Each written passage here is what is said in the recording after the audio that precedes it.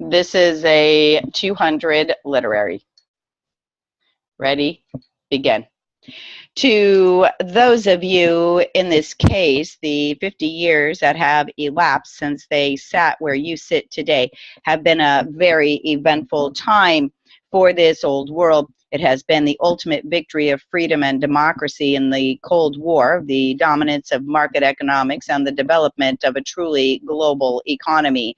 A revolution in information, telecommunications, and technology which has changed the way we live and work and opened up vast new possibilities for good and for evil. The challenge of your time will be to face these new realities and to make some sense out of them in a way that is consistent with our historic values and the things that will make your own lives richer. The challenge of your time, in short, will be to redeem the promise of this great country. Now, there are unparalleled opportunities for those of you with a wonderful education in this global economy, in this information age, and you don't have to worry about things that your parents used to worry about all the time. I am very proud of the fact that in the last 2 years, there are no Russian missiles pointed at the people of the United States of America for the first time since the dawn of the nuclear age. And I might add, there are no American missiles pointed at the people of Russia. From the Middle East to Northern Ireland, from South Africa to Haiti, we see ancient conflicts giving way to peace and freedom and democracy in a genuine spirit of reconciliation. Hundreds of millions of people now breathe the air of freedom who less than a decade ago found it a distant dream. Every country in Latin America but one is now a democracy. I am proud that our nation could support these developments. But as all of you know, this new world is not free of difficulty. The heavy hand of communism and dictatorships have given way to bloody conflicts rooted in the primitive religious, ethnic, and racial hatreds from Europe to Africa. The mobility of money and people and the advance of technology have strengthened the hand of organized crime and drug traffickers from Latin America to Asia to the former Soviet Union. And we have all been reminded recently that none of us in this open, free-flowing world of ours are immune from the forces of organized evil and terrorism. The possibilities of more rapid economic development have posed new threats to the global environment. Rapid changes in the world economy have brought vast new opportunities, but they have also brought uncertainty, stagnant incomes, and indeed rapid insecurities, even in the wealthiest countries in the world, and we have seen it in ours. Though we have made progress on our deficit and expanding our trade and taking serious action against crime and trying to increase the ability of our country to educate our people and to welcome those from around the world, as so many of you have come to find your educational opportunity here. We know that for the first time since this generation left in World War II, Americans are worried that their children will not have a better life than they enjoyed. Half of all of our people are working harder for less than they were making 15 years ago because the global economy punishes people who don't have the skills to learn, to compete, and to win in a world that is changing daily.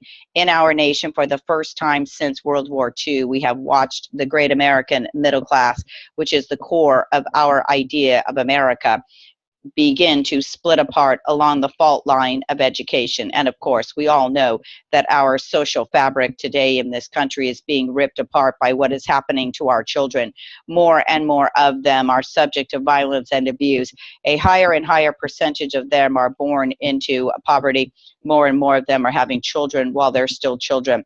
Even though the overall crime rate in this country has gone down, random violence among children is still increasing. More and more children are spending their lives with one-parent families, sometimes trapped on welfare, but more often being raised by utterly exhausted parents who are working 2 or more jobs to give their children a chance at a good life.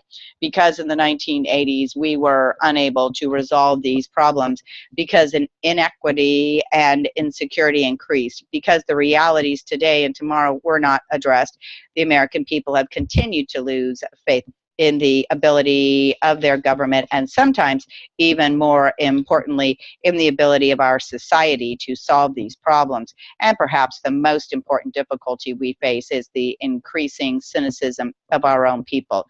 Today in Washington, we're having a great debate about what to do about all this, and that's a very good thing. On the one side, we have people who say that most of these problems are personal and cultural, and if all of us would just straighten up and fly right, we wouldn't have these problems anymore.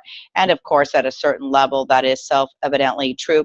None of you would have a diploma today if you hadn't done the right thing to earn it, and nothing can be done for anyone to get out of a tight spot in life unless people are willing to do for themselves. But that ignores the other side of the debate, which is that there are plain economic and social factors that are not even common to the United States, putting pressure on people and taking away their hopes and threatening their dreams. We have a great debate about what the most important thing for our government to do is. On the one side are those who say that the government can't really do anything to solve our problems anyway. So the most important thing is to balance the budget as quickly as possible without regard to the consequences. On the other hand, there are those who say we have a budget deficit and we ought to do something about it. But we have an education deficit as well. And when we have so many poor children, we need to invest in people to make sure they can live up to their God-given potential, and that is also important.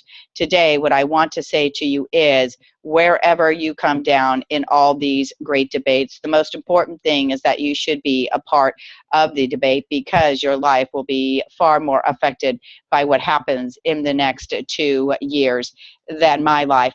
I have been given the opportunity of the American dream. I was the first person in my family ever to graduate from college. You are going into the time of greatest human possibility in all history, but you must address the fact that all of our forces of opportunity have seeds of destruction.